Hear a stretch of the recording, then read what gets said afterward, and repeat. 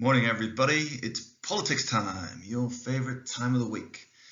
First slide here is just a recap of what we're trying to achieve, the 3 questions. The one in red, looking forward to that dropping into my inbox ASAP. That should be awesome, considering the guidance I gave you the other day. Any struggling? Make sure you're communicating. Okay, let's move on with a recap.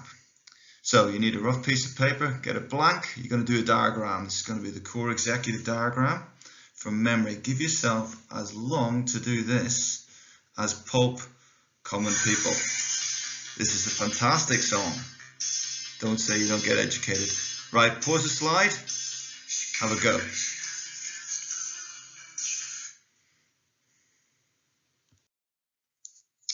I wonder how well you did. So there's our slide, the whole range of different things that we should have on it.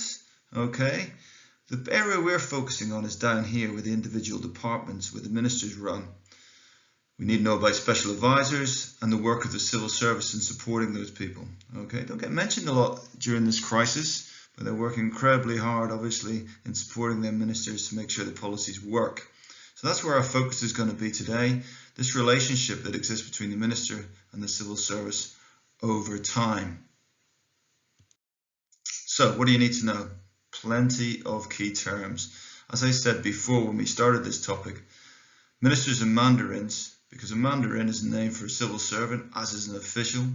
You'll also be aware of these other terms as we move forward: a policy wonk, a SPAD, special advisor. All of these things are relevant when you can consider some of the issues that have been going on previous to the virus within the government. For example, Patel's problems with her civil servants, okay, but also the use of special advisors within number 10. All of this suggests there can be a tension that exists between the civil service, which is permanent, and the ministers who come in with their own political agenda. What we're doing is we're looking at this question: explain and analyse 3 factors that influence the relationship between ministers and civil servants. That's what we want to try and achieve, and there's a number of ways we're going to do it. Okay, so first things first, you need your handout. And as you can see here, you're looking for McNaughton. Ministers and civil servants, a broken relationship. Only the first page, because what I want you to know is the classic 3.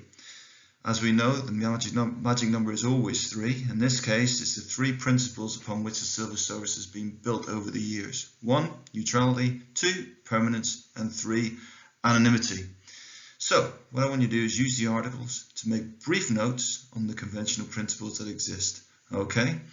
It's going to take you maybe about 10 minutes, max I would have thought, to make those notes. So pause this slide and have a go.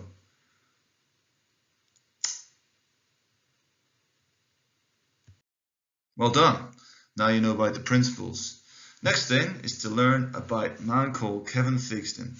This article has been used over many years. Theakston's also written a lot about the government, but he discusses the models that exist, because there is a contention about how actually the civil service and the ministers work together.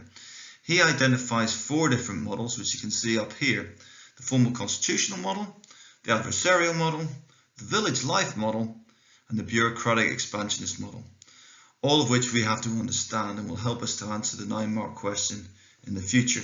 Clearly, if you want to look for Kevin Theakston, you can do, not hard, and they probably have some articles that you can find in addition about the civil service. So, what do you need to know?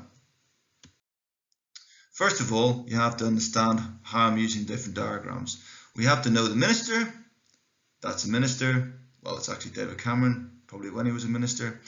And here is a civil servant, or actually John Cleese, but he looks like a civil servant or a mandarin. Those are the 2 images I'm going to use when I'm describing things. Okay. Now, the important thing to understand is when Theakston discusses this, he places the civil servant in a difficult position, because what you have is a political spectrum.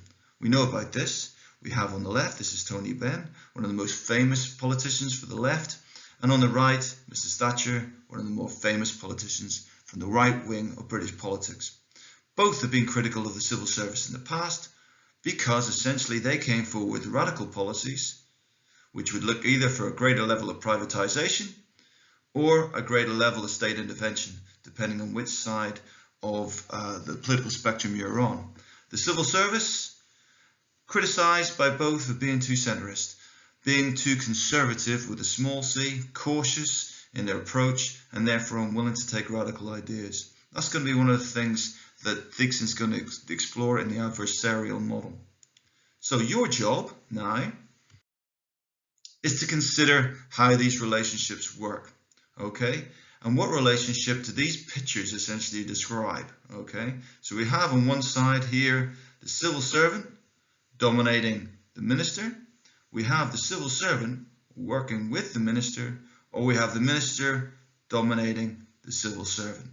The question is, how do they fit into the different areas? So, as you look at your article, you'll see the four, okay? I would definitely just start where it says the formal constitutional model.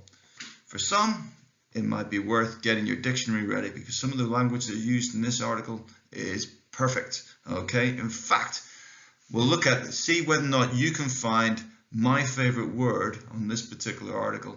Email it back to me, and whoever gets it gets a prize, clearly a virtual prize. Okay, so here we go. So your job today is work and complete the additional resources. Write up the work on Thigsen's article and the four models. What we'll do next lesson is we'll go back over those, okay? You can see all sorts of retrievals coming. Additionally, have a look at this video. It is superb, okay? It's about the Home Office and the relationships that exist between the civil servants who work in the Home Office, special advisors that have been used, and also the ministers who find the Home Office incredibly frustrating over time and how they've tried to manage the civil service. That's right, it's probably about an hour, so definitely some time to be spent there when you have nothing else to do. Also, develop your schema. Yes, indeed. Develop your wider understanding of the civil service and the ministers. There are two things you can find in the world of the internet. One of which is the thick of it. Okay, now that's on iPlayer at the minute, all the series. So you have some time. If you are a little bit sensitive, possibly be careful with the language on this. Probably averages a swear word every minute. If you're looking for something olden but golden, yes, minister, it can be found. It is tremendous, okay? Again, it will increase your range of language no end. So there's some options for you. Have a great time, okay?